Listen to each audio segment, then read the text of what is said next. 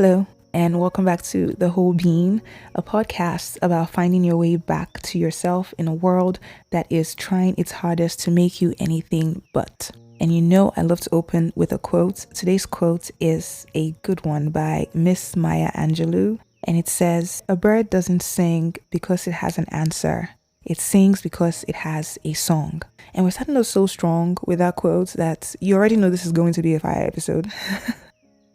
At the time when I'm recording this episode, I'm not still sure what exactly the title is going to be because I have a bunch of drafts. The draft title that I'm working with right now is "I'm Doing It For Me," because I kind of wanted to talk about the reason for being, answering the question, what is my purpose, but not trying to answer the question in like a how do I find my purpose type of way, but more trying to explore why do we have that question to begin with. And even though it's an important question to answer, does not having the answer to that question mean something bad? And at what point does the obsession with finding an answer to the question, what is my purpose, like at what point does the pursuit of an answer actually start being detrimental, or does it start hindering the actual enjoyment of your life, like the life that you're living in progress? Because that is what I sometimes find happens.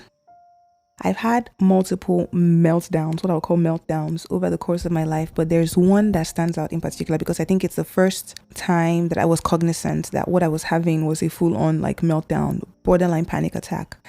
But it was the last semester of my final year in school, and I had been in my pharmacy program for 4 years. I was practicing to be a pharmacist, and I came out of writing, I think it was an exam or a test or something, and it was one of those things that the professors thought it would be helpful to have either an alumni or someone who was also practicing the field come and have a talk with us, like come sit with us and tell us what it means to be a pharmacist and what the outside world looked like. And honestly, at that point, I already deep down knew that the program that I was in was not something I was fully interested in. I was good at it. And if I decided to carry on being a pharmacist, I think I would have been adequate at it. I would have been good at it, but it would have made me really miserable.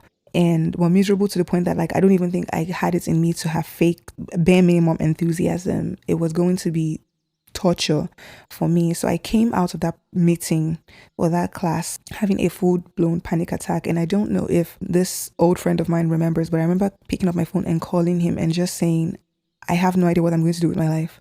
I don't know what's going to happen. Like I am only a couple of weeks away from getting my degree. Which, side note, I ended up not getting because I failed an exam and I had to come back the next semester to take it. So that's by the way. I didn't know any of that was going to happen. I didn't know like things could get worse. But I do remember calling him, and I think in the moment he himself didn't know how to handle it because I called like he was frantic. And that's not something that I do. I don't call people in a frantic haze, to freak out, but I just didn't know what to do. And I called and I just broke down. I was like, I don't know what I'm going to do with my life. I know that this thing that is facing me that I'm about to get a degree in, it's not something that I'm going to do. But what is my alternative? I had no other alternative, was how I was feeling. And he didn't really have an answer for me, but he still somehow managed to talk me off the ledge in a way. And I think I just carried on the rest of the day like that. But that question loomed over me in my mind for like the next 2-3 years, I want to say. Because what I realized in that moment is one of those life-changing things where you can't really go back in time to before you had the realization and act like things were normal. I had gotten to the point where I essentially had become sick and tired of my life. I didn't like the life that I was living. I was 19 or 20. I had just turned 20. I think 19, 20. But I already knew, I'm like, how am I this young and already stuck in a life that I don't want? And the life hadn't even started yet. So I started thinking of other alternatives. But I have a very distinct, type of personality. Or maybe it's not that distinct. It's just distinct because it's me. It's mine. I think it's distinct. But when things get really hard, when I get overwhelmed in my mind, and I spend the first couple of days trying to find a solution. If the solution isn't looming, I not shut down, but I detach from it in a way. And I think it is my subconscious way of letting go and just letting things flow. And I wasn't as self-aware as I am right now that I'm 30. This was a decade ago. But what I realized in that moment then was I didn't know my own rhythm. I mean, I had a way of putting myself out in the world and a way that I wanted to be seen in the world. But even that, I think at that time, mostly was a mix of, I want to say half of it was real because of my personality and my character. The part of me that I would show to others was real, but internally, I didn't know my own rhythm. And so that was what I decided to latch onto. And quick segue, but also related, I love children. I love hanging out with children. I'm not saying that like I love children, like I want to have a dozen. I'm saying like I love children as, members of our society that exist. I love hanging out with them. I love talking to them. And I remember one time I was taking care of a couple of kindergartners. I've worked with kids of a lot of different ages over years. I was taking care of a couple of kindergartners, and we were coloring, because when they're coloring, I like to sit and color with them. It kind of makes it easy to hurt them and not control them, but like put them in order when you almost are teaching them, but by way of making yourself part of them as opposed to sitting in a corner and instructing them on what to do. So plus coloring is also great. I love coloring. I color myself as an adult. But I sat with them and I was coloring. I was sitting next to this 5-year-old and we're coloring figures, human figures. And she had drawn his ears to be so huge, so big. And it's a small thing. It's all the small things that kids do that make them really some of the greatest versions of us, before they come into the world and we corrupt them. But then I asked her, why have you drawn his ears so big? Why are his ears so big? And she looked at me dead in the face and said, it makes him look a little foolish, but it's also really fun because he can flap his ears and fly if he wants to. And it was so funny. She said it so matter-of-factly. She wasn't saying it to be funny. She wasn't saying it. It was a thought process that worked in her head. Very Dumbo thought process. And then she went back to her drawing and painting like nothing even happened. But I just remember staring at her for the next 2 minutes and just being like, hope you never change. I hope that never changes. And that is one of the reasons why I love being around them so much, because they remind me that everybody has their own magic. Everybody has their own rhythm, and we all have our own innate pacing, right? And I don't know if you've seen it, but it is truly a beautiful, beautiful thing to notice. It's why I love people watching. I will go sit in a park and read and just watch people be, if I want to distract myself. But I don't know if you've ever met or seen someone living in their own, like living based off of their own special, unique rhythm. It is like watching magic unfold. And if you study like the media arts, I think the closest that I've come to witnessing it really is watching behind the scenes work of a director in their elements, just watching people be in the moment, but moving at their own pace and creating beautiful things out of nothing, simply because they are willing to tap into their own unique rhythm. And I think we're all born with it. We're all born knowing our own like innate pacing, our own special rhythm, how we want to move through the world. And some of us over time, as we grow up, we lose it or it's taken from us. We end up picking up the rhythm of our caregivers who have picked up their own way of life, their own rhythm from someone else and from someone else and from someone else and from someone else, right? So ironically, they are not in control of their own pace and they put that onto us. So we kind of live based off of these adopted rhythms and craft our lives and set our goals based off of how we've been taught we're supposed to live, right? And the thing that I realize is that sometimes when you become an adult and you want to unlearn that, for some people, you almost have to get tired of your life in order to make that change. That was what happened to me. I got to a point where my life only began when I got tired of the one that I was living. I think that's where the saying comes from, where you have to lose your life to gain it. And if you're finding that you're just not fitting into the life that you're currently living in, you have to go back to the drawing board and start asking yourself, how do you want to live your life? But more, how do you want to feel in your life is the right question. I also want to add that the answer to that question is the difference between loving yourself and loving being yourself. I have learned recently that those are two very different things. Like I want to love myself. It's not quite the same thing as like I want to love being myself, because loving being myself doesn't require me having all the answers about myself. There's an aspect of like I want to love myself that needs certain parameters to be in place. Maybe that's the way I'm defining it, but like there's certain things that you need to be able to identify with. So there's a huge part of your identity that still has to make sense for you in order to quote unquote love yourself. But to love being yourself is to love being yourself, even in the unanswered questions, even in the parts of you that are unfolding.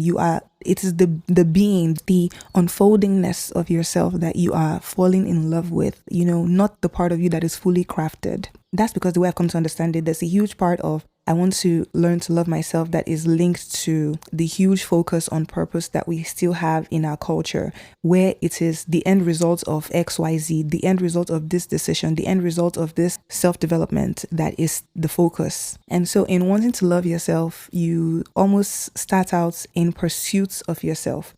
But that pursuit of yourself ends up being about something else entirely. And I hope to God that I'm explaining this in the same way that it makes total sense to me in my head. Because I like to think of it as, for example, when we have conversations around self-love versus romantic relationship, right? A lot of the advice that I hear is focus on yourself and focus on being a certain type of person. You have to love yourself first. And, all that, it'll come when you stop looking. There is still a part of that conversation that is focused on the end result. Because not to sound pessimistic, because I am a hopeless romantic and I am optimistic, and I do hope that everyone who's looking for romantic love finds love. But every time I hear that, I always think the focus on that is almost still loving yourself, with the end result being that you will be rewarded with the love that I do deserve. But the end product of you wanting to focus on yourself and loving your own existence cannot be because you think there is a partner waiting for you at the end of the rainbow, right? And this isn't our fault, although there's some, personal accountability that can be taken, but it's not totally our fault. This is socialization at its finest, right? Every single movie that we watch, even the rom-coms that focus on the girl who is not looking for a man, eventually her not looking for a manness still in a way ends up with her being rewarded with the love of her life, because she quote unquote wasn't as focused on it and she wasn't looking, right? So that is still the message. And I don't mean to focus on romantic relationships and self-love as like that's just the closest example that I could find. I guess another example really would be being on the Christian journey, for example, where most people that I know, most Christians that I know, including myself when I was of the Christian faith, are taught to be more focused on the end result, which is the promise of heaven. And in doing that, they almost forgo all the quote unquote virtues and characteristics that they're supposed to portray as Christians here on earth. Because at the end of the day, if all your sins are forgiven, then it's heaven anyway. So there's still that end result thing. And I have a good example, actually. I have another good example. It is this conversation that I saw happening sometime last month around a rapper, a female rapper, a black rapper, who, oh my god, I'm forgetting her name, but she apparently had become really successful in her career, making music that some people deemed as raunchy. And I would sing the lyrics to the song, but I don't want to get my podcast banned. They are raunchy, but I personally didn't mind the lyrics because I feel like we've heard worse as a society. And I do low-key think there's specifically targeting her. There was some colorism and a bit of isms going on underneath that conversation, but it was a little out of it wasn't my community, it was out of my purview. So I didn't really pay much attention to it. But a lot of the conversations that were being had around it by other women seemed to stem, in my opinion, from jealousy. There were all these women who were coming out and talking about respectability politics and how they just felt like she is dragging the quote-unquote feminist movement backwards by making raunchy songs. And these conversations come up every single time, Cardi B or Meg Thee Stallion make any music that is about their sexual liberation, and women come out of the woodwork and start talking about how they are the reasons why nobody takes women seriously, which is ridiculous. The reason why people who are misogynistic don't take women seriously is because they are misogynists and they just don't want to take women seriously. It really doesn't depend on all of that. But the conversation started getting off for me when they started focusing on all the things that she was getting and the quote-unquote rewards of the life that she was living. And it became very clear to me that the conversation really, what was really being said, the unspoken part, is that for most of these women that were complaining, they had been told that if you're a good girl and you've portrayed yourself to be a certain way and you are quote-unquote virtuous, you will get the man and you get the baby. So quote-unquote good girls tend to start getting upset when the not so well behaved girls are getting what they were promised. Because at the end of the day, the way they have chosen to portray themselves in society was never even about themselves. That was the unspoken part. It was never about themselves. It was about the reward that they were promised. And I see that play out in so many different areas of life where people have set their standards and made certain life decisions and set their goals not based off of what they want, but because of what they have been told they should do in order to get certain rewards, in order to get certain type of accolades in society. And that brings me back to why we are so hell-bent on answering that question, what is your purpose anyway? And not being able to answer that question and not knowing what I wanted to do with my life caused me so much stress, so much strife in my 20s. And honestly, if you ask any young adults what their primary stressor in life is, it's usually something that has to do with uncertainty. And when you ask them, it is usually around, I don't know what I'm going to do with my life, because we are told that there's this one decision that you have to make early on in your life and you have to stick to it as your purpose. And desperately wanting an answer to that question held me back for so long, because the idea that you should know the answer to that question is societally made crap that has been imposed on us by our caregivers and parents and teachers and the entire society since we were kids. And I don't think anybody truly knows what we are doing with our lives. And I'll even go as far as to say it is irresponsible to pretend that you even know what you'll be doing in 5 years. And I know that for a fact, because every single time I've had to answer that question during an interview, where do you see yourself in 5 years? Where do you see yourself in 10 years? It is such an insincere question, in my opinion. And the most detrimental part of it is that wanting to answer that question cuts you off from living according to your own inner guide. It cuts you off from living according to your own rhythm, your own internal navigation system, right? Because you are trying to stick to a certain narrative of what you have been told is the right way to do.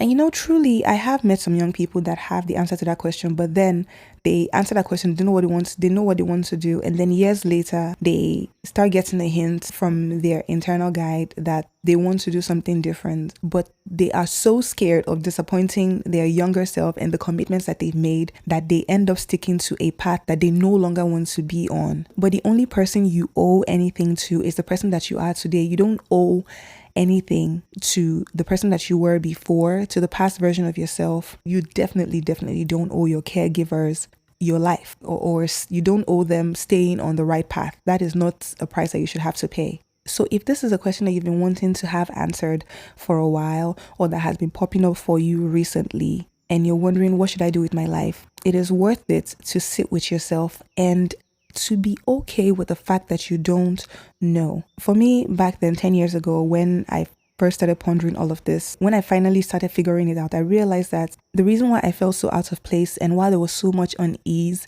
is because I was caught in an in-between. I was in limbo between realizing that I don't want what I thought I once did or what I was told that I want, and having the courage to, giving myself permission to want what I do want now. There are two reasons that pop up for me when I think of why we desperately always want to answer that question. And one of it is there is a bit of control that comes with you thinking you know what you want to do with your life. It soothes your mind. It makes you feel better. That idea, the delusion that your path is fully laid before you and you no longer have to make any other decisions. You just have to do, 1 step, 2 steps, 3 steps, 4 steps, 10 steps, and you will get to the life that you're supposed to be. But not only is that false, because life is out of control and you never even know what kind of things will be thrown onto your path, but also having fully, entirely laid out plans for your life also quenches your hunger, right? It takes away what I think is that human drive, the human hunger for wanting to live, for wanting to voraciously go through life. And for lack of a better word, it makes your life boring. I think it makes your life boring.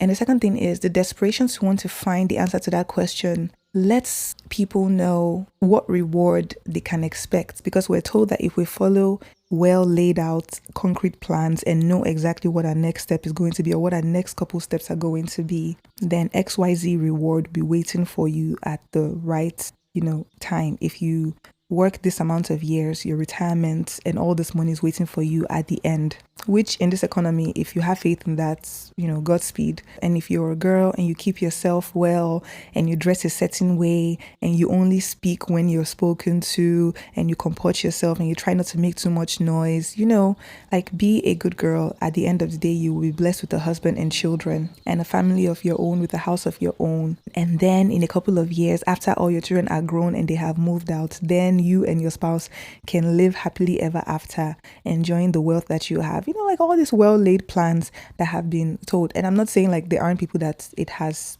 quote unquote worked out for, or that every single person that makes these choices is making it for these reasons. That's not what I'm saying. My point is, it is always worth asking the question, how do I want to feel in my life? Not so much, why am I here? What is my purpose? What am I supposed to do? Which, like I said, is not innately wrong. There's nothing innately wrong with wanting to plan. I am a planner girly. I will buy a planner no matter what at the beginning of the year. I am a heavy Notion girly. I love a productive day, but there is also something to be said about finding your own pace and going with your rhythm and making sure that the life that you are living is curated to what you actually want. There's absolutely nothing wrong with asking the question, why am I here? And if the answer for you is clear and cut, and the answer is, for example, I want to help people, and you choose to help people through your vocation, and that vocation is one that you do for decades and years to come, there is absolutely nothing wrong with that. That is just as admirable. But the thing is, it is not more or less admirable than someone who goes through a bunch of different careers or a bunch of different paths or multiple paths at the same time over the course of their life. I think it was one of the Beatles, maybe John Lennon, who said, life is what happens when you're busy making plans. So what I wanted to pass on through this episode is, one, if you find that you're so busy trying to answer the question, why am I here? What am I doing with my life? To the point where it is stopping you from actually enjoying your life, I hope you find this helpful. I hope you realize that your life is more than the one decision that leads you to be a quote unquote productive member of society. There are many other small, just as important aspects, the whole of your life. There are many other things that you can do with your life that nobody else might find important, but those are sometimes the most enriching things. Things like making bad art, things like collecting random things. I have a friend who in her apartment has so many silly, cute things like a small kettle and a small cup and a small, like tiny knickknacks. And I love those things. Those to me are the little things that make up our life. Those are the moments when you're on your deathbed and you're thinking back on your life. Those are the moments that you remember. You won't remember how hard you worked. You won't remember this one quote unquote like purposeful thing that you did for 20 years of your life and you clocked in every single day. Those are the things that you remember. You remember all the silly little music that you listened to that made you laugh really hard with your friends. You remember finding new music, devouring books, new artists. Someone like me, I will always take pride and take joy in being an unapologetic fangirl, working through my list of films and movies, talking about absolutely nothing with my friends, reminiscing on the moments that did not necessarily yield any results, but we remember them with such fondness. You will always remember the feelings. And so I think if you're trying to answer that question for yourself and you're so focused on the productive aspect of it, you remember that your life is not just made up of productive moments. It is also made up mostly, I think it is principally made up of the moments that make you feel something. So while you want to be a contributing member of society, you also want to make sure that you're creating a life that you're so happy living in, and that at the end of the day, you are doing it for yourself. Because I think I've said this before, that if you're living a life that is really for yourself and you are finding ways to make sure that your cup is always full, your cup of enigmatic joy, and you're just reveling in life's moments, it shows when you're around people. When you get around people, people can tell. People can tell when your cup is full. I don't know if you've ever been around those people and you just wonder, like, how are they so magnetic? The reason why most people, the people who are magnetic is because they really are full of themselves. And I know that phrase has a negative connotation to it, but what else do you want to be filled with? You want to be so filled with yourself that when someone is meeting you, they are meeting you and you're pouring your light onto them. And there's something about it that makes other people shine bright, it makes their light shine even more, except for people with ridiculous negative energy, they tend to shy away from people like that. But yeah, that's a podcast for another day. I think most of this was a little all over the place, but my point is, if you want to experience miracles and extraordinary moments and the best great moments in your life, you can't plan it all out. You have to make space for it. You have to make room for a little chaos. You can't hold on so tightly to your plan that like any small deviation from it just makes you want to freak out. And ask yourself the question, am I worried that my quote unquote plan is going off track because it is mine? Or am I just scared of losing this picture of what I think my life should look like? Because my love, sometimes the way you think your life should look is not the way that would make you the most happy. And you just don't know because you don't know. So you have to open yourself up to the possibility, right? Don't be scared to open yourself up to the possibility and try not to focus so much on results and outcomes. And this is a huge note to self for me because I forget this a lot. I literally have 2 sticky notes that says surrender to the journey, the process, not the results, because it is a reminder that I need often that the reward of a well-lived life is the life itself. It is not the acceptance that you will get from other people after hitting certain goals. It is not finding the love of your life. It is not money. It is not respect or validation from your peers that you think you will get because you made the quote unquote right decision. The reward that you get is the life that you lived. So you have to live it for yourself. You have to do it for you. And yeah, I hope you found that helpful. I hope that was somewhat encouraging and will give you a little pep in your step as you start the new week. All right, as always, let me know what you think about the comments. DM me on my Instagram, submit your questions on my Instagram in my DMs. If there are any topics that you want me to talk about specifically, I would be happy to look into it. I would be happy. I'm right now literally looking for ideas for podcast episodes and things I want to talk about because I want to make sure that we're talking about things that really matter to us. So let me know in the comment section, and don't forget to leave a review on the podcast or on this episode if you enjoyed it or you have thoughts that you'd like to share or you think might be helpful to other people or questions, and like and share with other people. I appreciate you so much for listening, and I look forward to talking to you on the next episode.